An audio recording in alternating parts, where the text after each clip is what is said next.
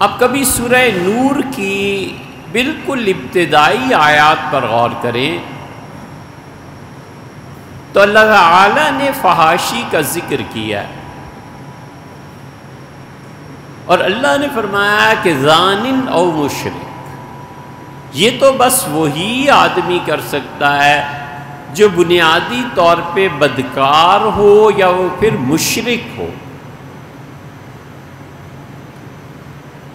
ایک شخص جو برے کام عورتوں کے ساتھ کرتا ہے معاذ اللہ، اس کو اللہ نے شرک کے ساتھ ملا دیا۔ کیوں؟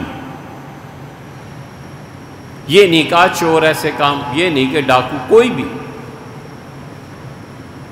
اور فرمایا کہ ایسی عورت جو ان دو عیوب میں مبتلا ہو ایسے ہی مردوں کو پسند کرتی ہے، اور مردیں بھی ایسے ہی عورتوں کو پسند کرتے ہیں،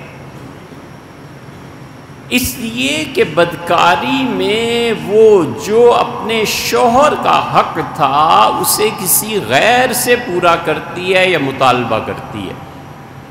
اور شرک میں عبادت جو اللہ کا حق تھا بندہ اللہ کا ہو کر وہ حق کسی اور کو دیتا ہے یا اس سے طلب کرتا ہے۔ اسی لیے شرک اس کو بھی نفرت سے نگاہ سے دیکھا ہے، اور حدود میں سب سے بدتر اور شدید چیز کہ پتھر مار مار کے اسے مار دو،